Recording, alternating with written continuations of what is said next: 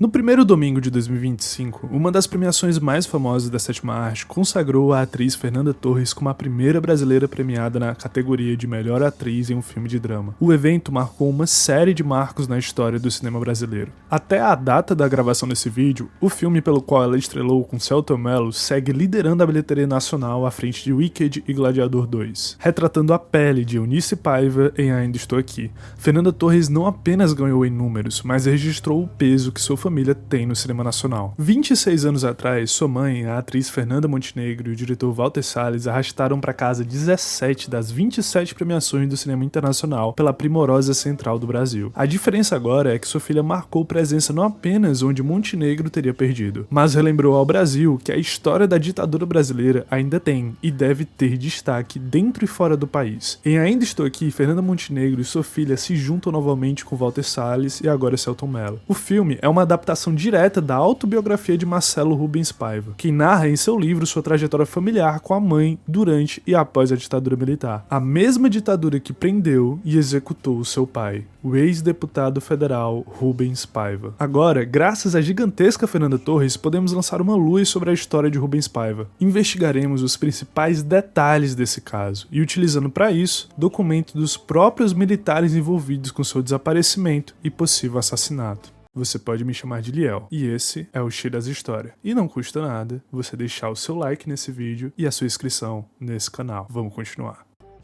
Nascido em 26 de setembro de 1929 no município de Santos, no estado de São Paulo, Rubens Beirodt Paiva se formou em engenharia civil pela Universidade Mackenzie, se tornou empresário e posteriormente ganhou destaque ao se tornar deputado federal por São Paulo em outubro de 1962 pelo Partido Trabalhista Brasileiro, o famoso PTB. Ele ainda se casou com Maria Eunice Fatiola Paiva, com quem teve 4 filhas e um filho: Vera Silvia, Maria Eliana, Ana Lúcia, Maria Beatriz e Marcelo Paiva.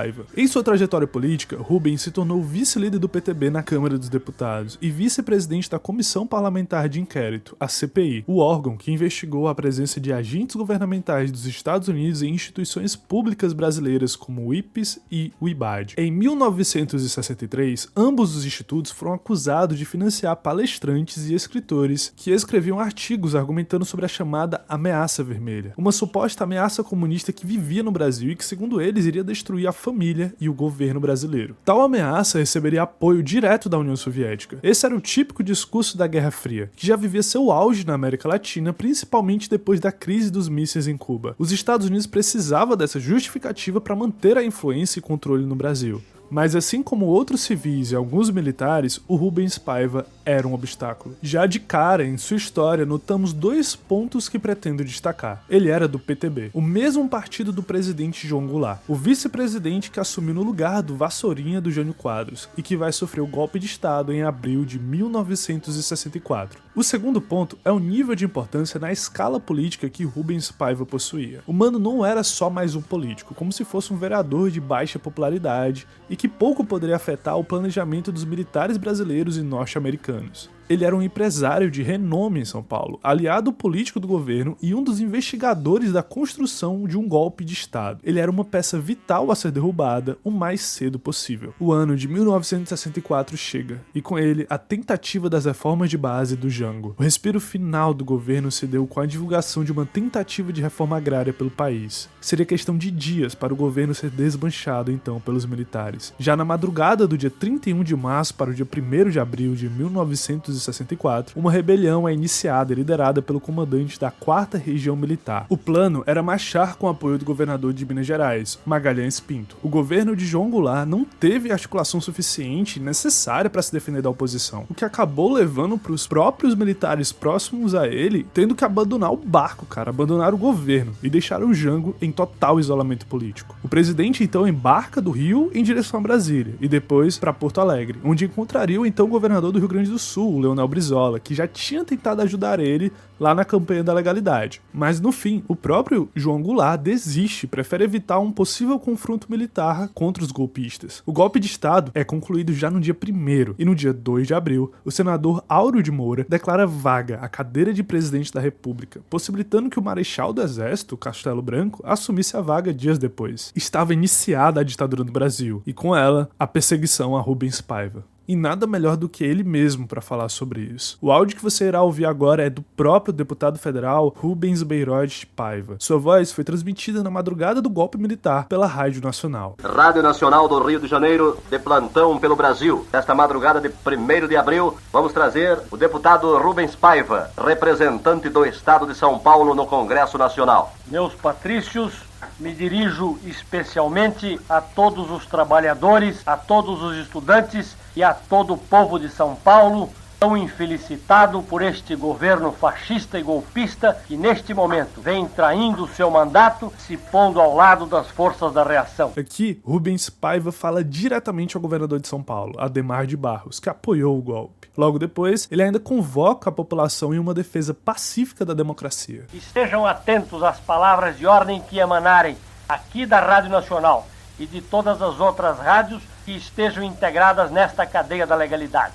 Julgamos indispensável que todo o povo se mobilize tranquila e ordeiramente em defesa da legalidade, prestigiando a ação reformista do presidente João Goulart, que neste momento está com o seu governo empenhado em atender a todas as legítimas reivindicações de nosso povo. A partir daqui, Rubens Paiva e outros políticos passam a ser caçados pelo governo militar e se veem obrigados a se exilar do país. De início, ele vai para o Rio de Janeiro, em junho, e foge para a França e depois para a Inglaterra. Seu cargo de deputado federal é retirado do governo brasileiro. E no início de 1965, Rubens decide voltar para o Brasil e tentar viver com a sua família em São Paulo. Só que isso não significa que a história vai ficar legal. A história fica ainda mais assustadora. De acordo com o relatório de mortos e desaparecidos políticos produzido pela Comissão Nacional da Verdade, na madrugada do dia 20 de janeiro de 1971, em um saguão do aeroporto carioca do Galeão, as militantes Cecília de Barros e Marilene de Lima foram presas por agentes da aeronáutica, e com elas foram encontradas cartas de outros militantes políticos exilados no Chile. Nessas cartas havia o endereço e o nome do possível destinatário. Era Rubens Paiva. No mesmo dia, 6 agentes armados com metralhadoras invadiram a casa do ex-deputado e sua família. E a partir de agora, eu tenho que deixar bem claro para vocês, prestem atenção nos nomes que eu tô entregando. Quando eles invadem a casa de Rubens Paiva, colocam ele em seu próprio carro e levam ele para prestar depoimento no quartel da 3ª Zona Aérea, à época sendo comandada pelo tenente brigadeiro João Paulo Moreira Burnier. No mesmo dia, Rubens Paiva e as outras 2 mulheres, as 2 militantes lá, foram conduzidas para o DOI-CODE do 1º Exército do Rio de Janeiro, e de lá ele nunca mais seria visto. Como podemos ver no próprio filme, é visível que a família do deputado se mantém incomunicável durante todo o dia. Mas no dia seguinte, Eunice Paiva e sua filha Eliana, de apenas 15 anos, foram conduzidas ao DOI-CODE. Para quem não sabe, o DOI-CODE é justamente o departamento responsável para poder fazer a investigação e muitas vezes a tortura dos presos políticos, desrespeitando completamente qualquer direito político que o civil poderia ter. Nesse momento, ocorre a confirmação da presença de Rubens Paiva, mas é uma confirmação muito esquisita, muito estranha. Tanto a esposa quanto a filha não entram em contato direto com ele, apenas são informadas por outros militares que o Rubens estaria bem. A situação se agrava e os militares decidem separar mãe e filha para realizar interrogatórios. A filha permanece sob custódia dos militares por 2 dias seguidos. Já Eunice Paiva só vai ser liberada quase 10 dias depois, em 2 de fevereiro. E aqui já começamos a ver alguns detalhes passando entre os relatos do desaparecimento. Eunice, ao sair do interrogatório, ela se depara com um carro de Rubens Paiva, um Opel Kadett, estacionado no pátio interno do quartel. Dias depois, Eunice e sua família, obviamente, insistem em enviar roupas e conseguir notícias do Rubens, mas a resposta que recebiam do 1º Exército era a recusa do recebimento dessas roupas e a alegação de que Rubens Paiva não estava em nenhuma organização militar do 1º Exército, o que contrariava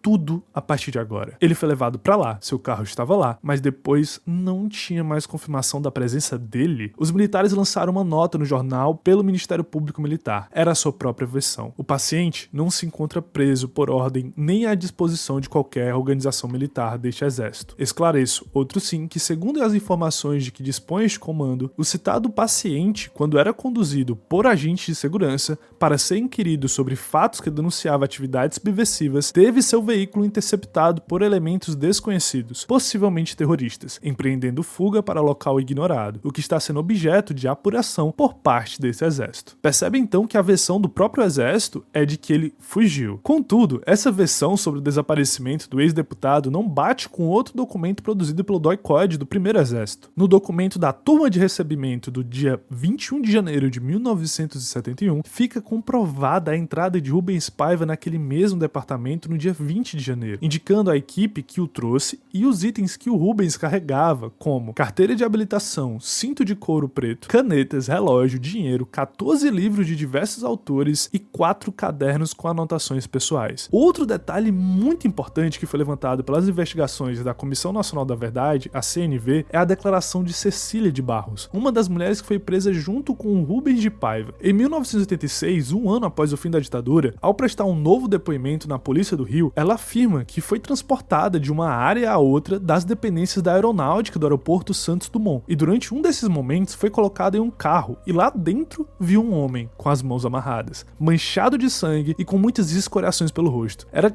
claro, mano, era um sinal de tortura. Segundos depois, com mais olhares, reconheceu visualmente o Rubens Paiva. Depois de algum tempo dentro do carro, todos são retirados e são encapuzados. Passam a caminhar juntos seguindo as ordens dos policiais. E sabe como ela confirmou mais ainda que era o Rubens Paiva? Quando os policiais pediram os nomes e um militar não sabia escrever o seu sobrenome. Logo, ela escutou ele soletrando com dificuldade: B-E-Y-R-O-D.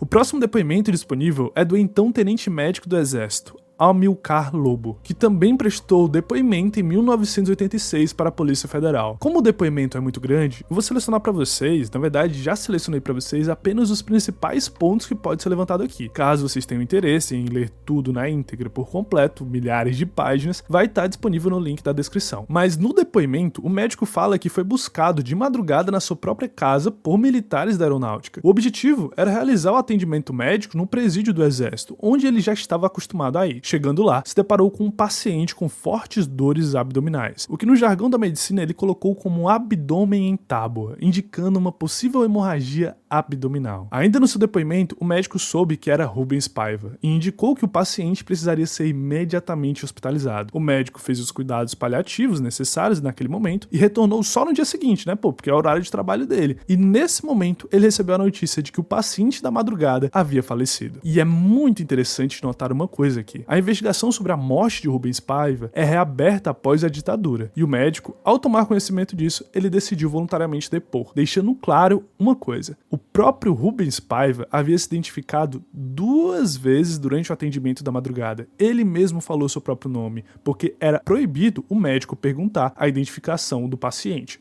O tenente médico, ele ainda afirmou que o prédio que o Rubens teria sido torturado e deixado para morrer seria o do Pelotão de Investigações Criminais, o prédio do PIC. Em via de regra, por meio oficial, a história de Rubens Paiva foi encerrada na sua própria fuga. Só que uma fuga cheia de buracos no roteiro. O capitão Raimundo Ronaldo Campos, que teria comandado a prisão do ex-deputado, declarou que viu o Rubens Paiva fugindo atravessando a rua. Só que em outro depoimento, os irmãos sargentos Jurandir e Jacir Oschensdorf, que também participaram da operação, indicaram nem saber quem era a pessoa que eles estavam transportando. Então, imagina essa situação para um familiar de alguém, para um familiar seu, um familiar meu. A história retratada por Fernanda Torres é essencial para ajudar a gente a entender a importância do peso de um familiar desaparecido na ditadura militar e da busca por respostas. O caso do Rubens Paiva só foi ter uma atualização em 2012, quando a filha de Rubens, Eunice Paiva, recebeu documentos ainda não abertos sobre o caso. Essa papelada toda estava com o coronel Júlio Miguel Molina Dias, ex-comandante do DOI do Primeiro Exército. Ele havia sido morto no mesmo ano de 2012, por isso o documento ficou liberado. Nesse documento fica comprovado a entrada de Rubens Paiva no DOI do dia 20. Até aí a gente já tá ligado. Assim como também a descrição do que ele carregava consigo, mais informações. Só que no mesmo documento tem um registro de prisão dele no quartel-general da 3ª Zona Aérea. E de lá, a condução dele, junto com Cecília Barros e Marilene, para o DOI-CODE. Outra atualização é a do dia 27 de janeiro de 2014, quando a Comissão Nacional da Verdade recebeu informações de uma nova testemunha, dessa vez ocular, identificada como apenas Agente Y. Essas novas informações preenchem os buracos do roteiro da política do Exército. Indicava vários militares que foram testemunhas da morte sob tortura do ex-deputado Rubens Paiva. Novos nomes surgiram, outros continuaram, mas a tortura foi confirmada. O agente Y e seu superior, o coronel Ronald Leão, registraram a ocorrência da morte com o comandante do DOI-COD, o Major Belhan. E mais uma mentira aí se revela. No depoimento do dia 13 de junho de 2013, o general da reserva José Antônio Nogueira Belhan compareceu para dar depoimento para a comissão. Na sua fala, ele confirmou reconhecer as outras testemunhas do caso de desaparecimento e a morte do Rubens Paiva, mas disse que ele mesmo nem estava no local, e sim de férias em uma viagem. Mas em materiais coletados sobre a sua própria folha pessoal de alterações funcionais, onde ele comprova as atividades dele como militar, nós achamos um problema muito esquisito. O Major Belhan fez uma interrupção nas suas férias, especificamente no dia 20 de janeiro, mesmo dia da prisão de Rubens Paiva, e retornou para suas férias 3 dias depois. Mas uma coisa também não tá clara ainda. Até agora eu já falei para você várias vezes que existe uma grande certeza sobre o seu desaparecimento e até uma possibilidade sobre a sua morte. Por quê? Ainda não há corpo, mas ainda assim a gente precisa entender quem matou o Rubens Paiva. A causa da morte de Rubens Paiva está dentro das torturas que ele teria recebido, e para entender essa cena é necessário a gente focar mais em algumas peças do fundo, como por exemplo a própria Dona Cecília de Barros Correia, a militante que havia sido presa antes dele e que estiveram juntos no mesmo prédio. No relato, ela, outra mulher e o esposo de Eunice Paiva ficaram de pé por muito tempo, com os braços estirados e apontados para cima em um recinto extremamente apertado. Segundo a Cecília, ela mesma teria perdido as forças por se manter muito tempo em pé, né? E aí, quem apoiou ela a ficar mais tempo e confortar ela foi o próprio Rubens, o que teria irritado o chefe do interrogatório, descrito como um oficial loiro e dos olhos azuis. Esse oficial teria então começado a bater violentamente no ex-deputado, enquanto uma das mulheres gritava para ele parar. O oficial então perdeu o controle mais ainda, segurou os cabelos dessa mulher e a jogou contra o corpo de Rubens Paiva, que já estava deitado no chão, sofrendo de tanta dor. Segundo Cecília, o oficial gritou: "Isso não é tortura, isso é uma guerra." Na descrição de Cecília sobre esse oficial, alguns pontos se encontram com os testemunhos de outros militares da Comissão Nacional da Verdade. Tudo levava na direção de um tal de Hughes, um oficial da reserva e interrogador do DOI-COD, citado muitas vezes como um homem forte e de olhos azuis. Com a comparação dos relatos e o testemunho visual do agente Y, o homem que feriu Rubens Paiva foi identificado. Era Antônio Fernando Hughes de Carvalho, nascido em 1942 e que atuou ativamente na ditadura militar. Ao fim dela, ele recebeu a licença para sair do exército e buscou trabalhar nos Correios e Telégrafos do Rio de Janeiro, falecendo em 2005 sem ter passado por coleta de depoimento e muito menos um julgamento sequer. Mas se essa história real e já dramatizada pelo filme já não é assustadora até aqui, existe mais um detalhe nessa nossa investigação de hoje. Há muitos anos, o governo sempre atualiza a população por meio de um jornal chamado Diário Oficial. Se abrirmos a primeira seção, na primeira parte do Diário Oficial do dia 5 de novembro de 1971, encontramos a portaria de número 1053 GB, que indica que Antônio Fernando Hughes de Carvalho recebeu a medalha de pacificador. De acordo com o diário, era uma homenagem especial do Exército pelos assinalados serviços prestados no combate à subversão, colaborando dessa forma para a manutenção da lei, da ordem e das instituições. Uma homenagem do Estado brasileiro ao homem que ceifou a vida de Rubens Paiva. Obviamente, sabemos que ele não agiu sozinho. Por isso que em maio de 2014,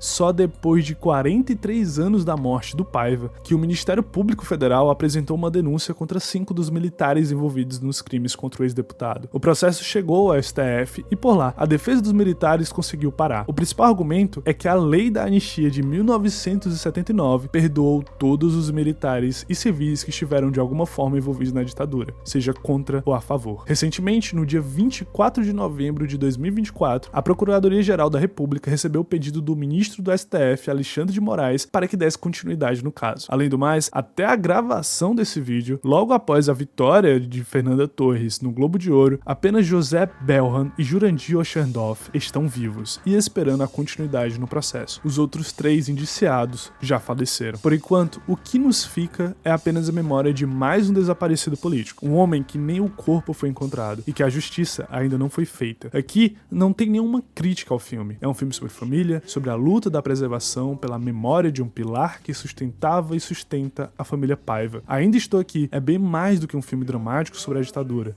é sobre como Fernanda Torres nos dá uma aula sobre como reviver a história de uns e de outros. Ainda assim, mesmo depois desse longo vídeo, posso dizer que o Brasil ficou um pouco mais feliz. Parece que a partir de agora, o Globo de Ouro pesa bem mais que a medalha de pacificador de antigos tempos sombrios. Por isso, percebemos que é preciso ouvir a voz daqueles que precisam falar. E lembre-se, antes de escutar essa voz, não esqueça de me ajudar, compartilhando o vídeo, se inscrevendo no canal e, se possível, deixando aquele like. Um abraço. And of course, I want to dedicate it to my mother. You have no idea, she was here 25 years ago. And this is like a proof that art can endure through life, even in difficult moments like this amazing Eunice Paiva that I do has passed. And the same thing that is happening now in the world with so much fear. And this is a film that helps us to think how to survive in tough times like this.